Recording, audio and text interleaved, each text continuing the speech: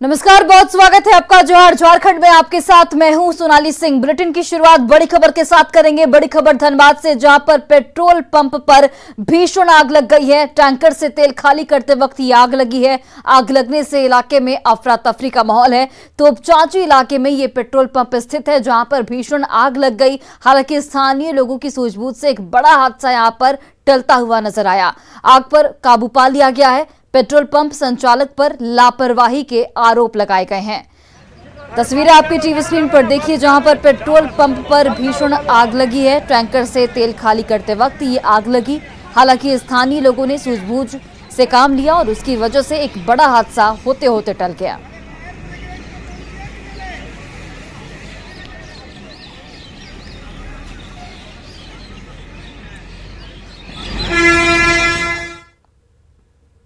बड़ी खबर पाकुड़ से, जहां पर स्कूल से 8वीं की एक छात्रा लापता हो गई। परिजनों की शिकायत पर पुलिस लड़की की तलाश में जुटी हुई है। स्कूल से छात्रा के लापता होने के बाद परिजनों ने 2 दिनों तक खोजबीन की, लेकिन जब नहीं मिली छात्रा तो परिजनों ने पुलिस से शिकायत की है, जिसके बाद पुलिस लड़की की तलाश में जुटी है। लापता नाबालिग के पिता के मुताबिक लड़की ने एक अनजान फोन नंबर से भाई को फोन कर असम में होने की बात कही थी, जिसके बाद उस पर संपर्क नहीं आ पाया है।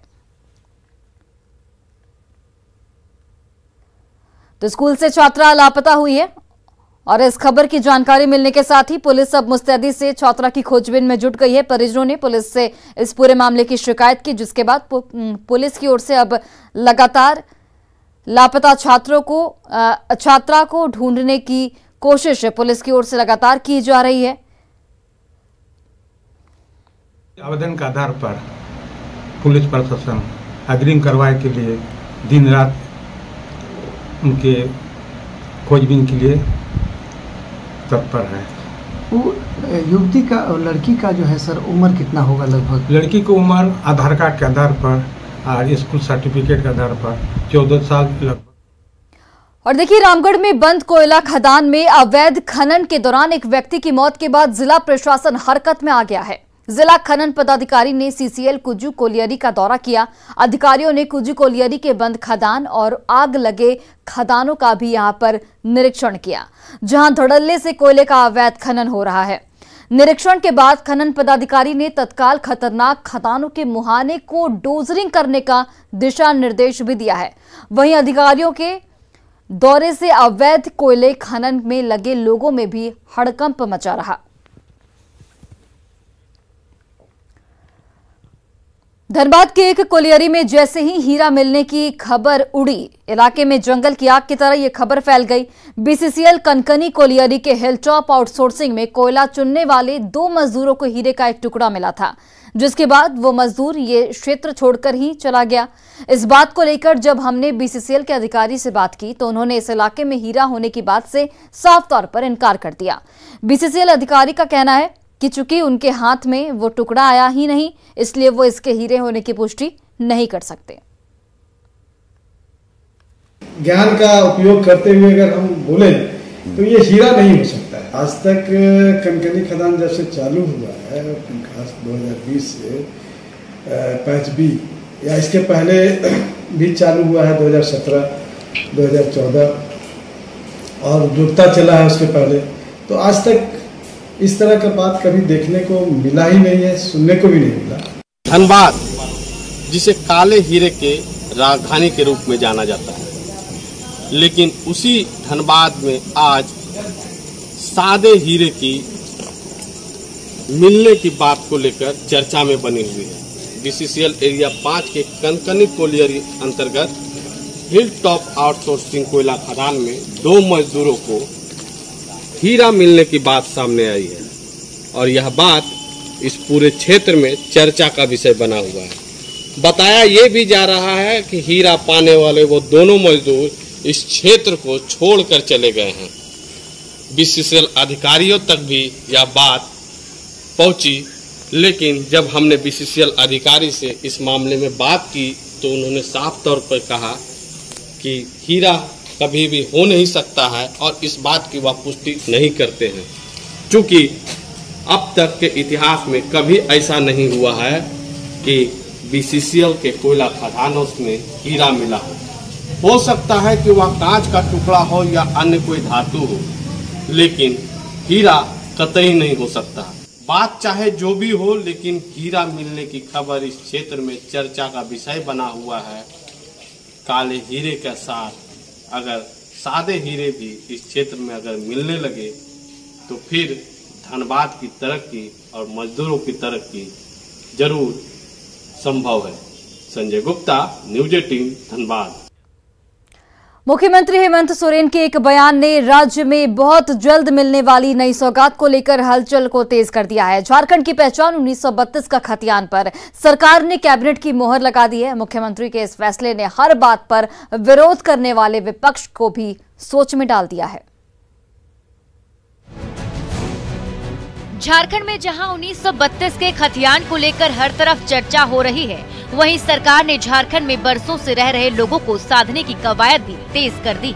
खुद मुख्यमंत्री हेमंत सोरेन ने सबका ख्याल रखने की बात कही है। हेमंत सोरेन के बयान के बाद राजनीतिक गलियारों में बहुत जल्द सरकार के द्वारा लिए जाने वाले निर्णय को लेकर चर्चा तेज हो गई है। सिर्फ रांची में ही करीब 4.5 लाख ऐसे मकान हैं जो बिना नक्शा के बने हैं। कुछ ऐसे ही हालात धनबाद, बोकारो और जमशेदपुर में भी हैं। अगर सरकार इन मकानों को रेगुलराइज कर देती है तो सरकार का ये कदम बड़ा सियासी गेम चेंजर हो सकता है। ये उन लोगों के लिए एक तोहफा होगा और जो भय में जी रहे थे, जो पिछली सरकार ने बोलकर नहीं किया था कि जो घर बन गए हैं एज इट इज उसको हम लोग रेगुलाइज कर देंगे। तो ये हमें लगता है कि एक बहुत बड़ा सौगात इस शहर के बाद सारे शहरी क्षेत्र पे मिलेंगे। गैर मजरूआ जमीन पर बने आवास से लेकर जमशेदपुर के 86 बस्ती HEC में बसी बस्ती को लेकर लंबे समय से आंदोलन चल रहा है। मुख्य विपक्षी दल बीजेपी ने मुख्यमंत्री के बयान को गंभीरता से लिया है। उनका कहना है कि पार्टी का मानना है कि झारखंड में रहने वाला व्यक्ति झारखंडी है। एक समावेशी राजनीति के तहत हर किसी को राज्य में रहने का अधिकार मिलना चाहिए। अगर बगैर नक्शा वाले मकान या बहुत पहले से बसी बस्ती को रेगुलराइज किया जाता है तो बीजेपी भी इसका समर्थन करेगी।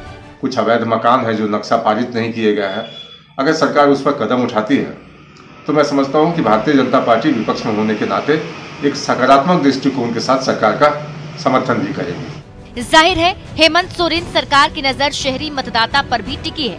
हाल के दिनों में सरकार के निर्णय को ग्रामीण इलाकों में सराहा भी जा रहा है। वैसे 1932 का खतियान और OBC को 27% आरक्षण को लेकर विधानसभा से प्रस्ताव पारित होने और केंद्र सरकार की मंजूरी मिलना बाकी है, जिसके पहले ही इस फैसले से असहमति रखने वालों को साधने की तैयारी शुरू हो गई है। अविनाश, न्यूज 18, रांची।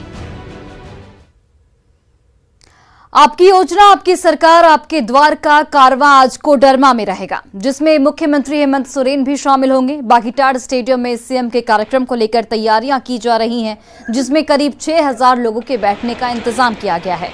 वहीं लोगों की शिकायत सुनने और सुझाव देने के लिए कई विभागों के भी स्टॉल यहां पर लगाए गए हैं। तस्वीरें देखिए आप, जहां पर सुरक्षा के भी पुख्ता इंतजाम देखने को मिल रहे हैं। करीब 6000 लोगों के बैठने की यहां पर व्यवस्था की गई है और आज कोडरमा में सीएम हेमंत सोरेन की मौजूदगी होगी, जहां पर लाभुकों को वो परिसंपत्तियों का वितरण करेंगे, साथ ही कई योजनाओं की सौगात भी देंगे।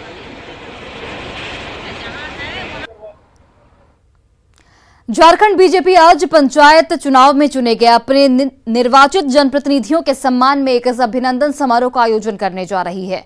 दिन के 11 बजे शुरू होने वाले इस अभिनंदन समारोह में केंद्रीय पंचायती राज राज्य मंत्री कपिल मोरेश्वर पाटिल भी शामिल होंगे। इसके अलावा प्रदेश बीजेपी अध्यक्ष दीपक प्रकाश, बीजेपी विधायक दल के नेता बाबूलाल मरांडी, संगठन महामंत्री कर्मवीर सिंह, पार्टी के विधायक, सांसद समेत दूसरे नेता भी शामिल होंगे।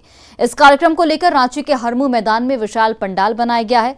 दरअसल इस कार्यक्रम के जरिए बीजेपी ग्रामीण इलाकों में अपनी पकड़ को साबित करना चाहती है।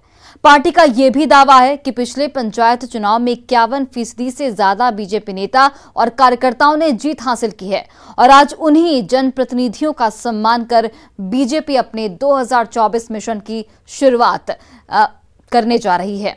रांची के हरमू मैदान से इस पर ज्यादा जानकारी दे रहे हैं हमारे सहयोगी संजय कुमार सिन्हा। ग्रामीण इलाकों में अपनी पकड़ को साबित करने के लिए बीजेपी आज पंचायत प्रतिनिधियों का एक अभिनंदन समारोह आयोजित करने जा रही है। रांची के हरमू मैदान में इस अभिनंदन समारोह को लेकर एक विशाल पंडाल यहाँ पर बनाया गया है और आज 11 बजे यहाँ पर जो पंचायत प्रतिनिधि हैं, जो हाल के पंचायत चुनाव में निर्वाचित हुए हैं, उस तमाम प्रतिनिधियों को यहाँ पर बुलाकर सम्मानित किया जाएगा।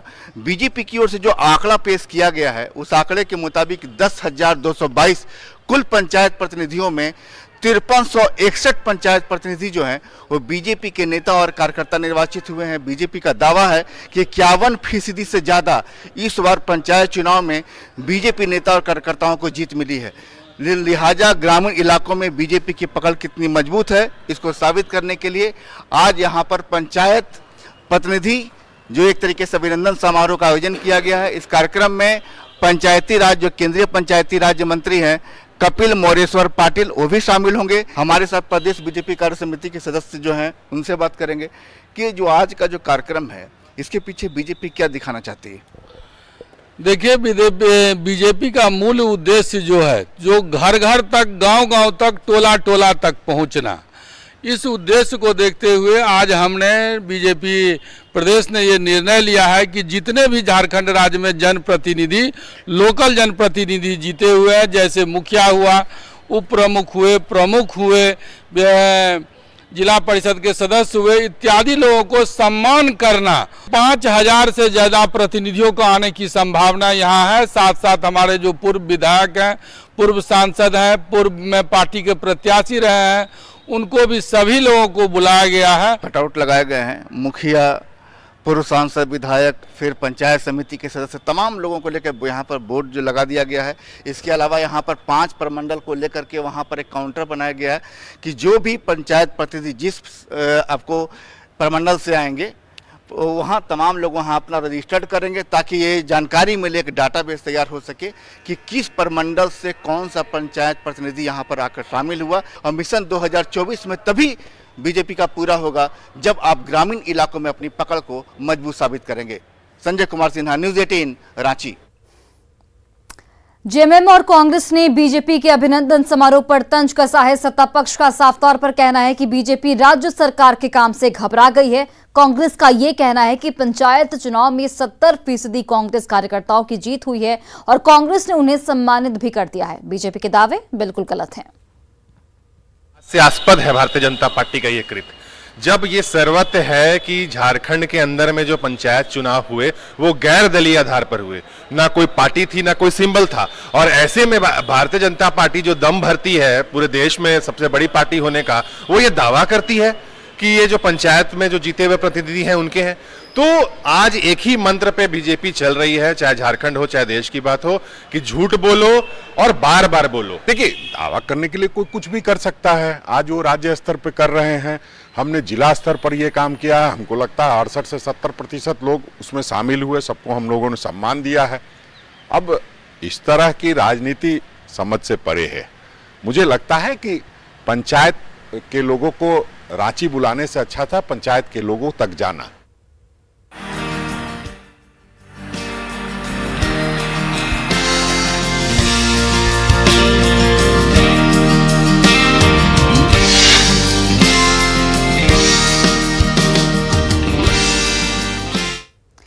पाकुड़ के तारापुर गांव में कुम्हार मिट्टी का दिए तैयार करने में व्यस्त हैं। कुम्हारों की अगर माने तो बाजारों में चाइनीज लाइट्स की उपलब्धता के चलते मिट्टी के दियों की बिक्री पर हर साल असर पड़ता है, लेकिन कुम्हारों को इस बार अच्छी बिक्री की उम्मीद है।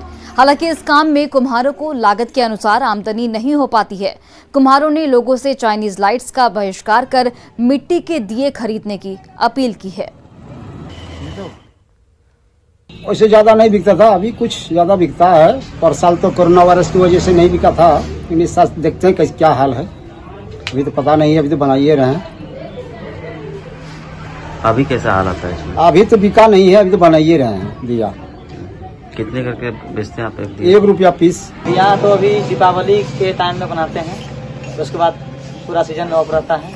जिस टाइम दीपावली आता है उसी टाइम दिया का उपयोग होता है। घर घर में दिया जलाता है आदमी, इसके लिए हम लोग को बहुत मेहनत करना पड़ता है। इसके लिए हम लोग को 10-15 दिन आगे से मिट्टी लाना पड़ता है। मिट्टी ला के उसको फुला के बहुत मेहनत करके दिया बनाते हैं। और मेहनत के हिसाब से उतना हम लोग को मुनाफा नहीं है। इस महंगाई ज़माना में दिया का दाम बस 1 रुपया पीस है। जमशेदपुर में जीवन संस्था के मानसिक रूप से कमजोर बच्चों ने ऐसे दिए और खिलौने बनाए हैं जिसे खरीदने के लिए सुबह से शाम तक लोगों का तांता लगा रहता है। इसकी डिमांड सिर्फ लौह नगरी में नहीं, विदेशों में भी हो रही है।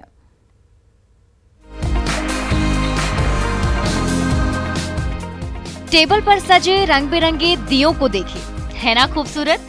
अब थोड़ा नजर इन मोमबत्तियों पर भी डालिए। अलग अलग रंग और अलग अलग डिजाइन के मोमबत्ती, जिसकी डिमांड न सिर्फ झारखंड में बल्कि विदेशों में भी है। हो भी क्यों ना, लौह नगरी जमशेदपुर के मानसिक रूप से कमजोर बच्चों ने अपनी प्रतिभा का लोहा जो मनवाया है। मामा का कमाई है माया, माया को काम खाए अकल का है। क्या बना रही है? किया पाया मोमोटी माया अकल का माया का। जीविका संस्था के बच्चे मेक इन इंडिया थीम पर काम कर रहे हैं, जिसके तहत संस्था के सदस्य इन बच्चों को प्रशिक्षित कर हुनरमंद बनाने में जुटे हैं। अब जब बच्चों द्वारा बनाए गए दियों की डिमांड बढ़ गई है और इसे खरीदने के लिए सुबह से शाम तक शहर वासियों का तांता लगा रहता है, तो बच्चों की इस कामयाबी पर टीम को भी खुशी हो रही है। सर, हम लोग बच्चों को ट्रेन करते हैं कि ताकि वो लोग भी समाज में अपना कुछ पहचान बना सके, कुछ काम में आए वो लोग भी। तो ये दिया बनाने में वही लोगों का पूरा हाथ है सर, क्योंकि वो लोग ट्रेन करते हैं हम लोगों।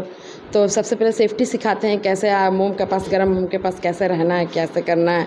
उसके बाद अकॉर्डिंग टू उन लोगों की एबिलिटी के अनुसार उन लोगों को काम हम लोग बांटते हैं। भगवान ने भले ही इन बच्चों को बनाने में थोड़ी कमी कर दी हो, लेकिन ये बच्चे हुनरमंद होकर खुद को स्वावलंबी बनाने में जुटे हैं। न्यूज़ 18 के लिए जमशेदपुर से प्रभंजन कुमार की रिपोर्ट। और फिलहाल इस बुलेटिन में बस इतना ही, लेकिन खबरों का सिलसिला लगातार जारी है। आप देखते रहिए न्यूज़ 18 बिहार झारखंड।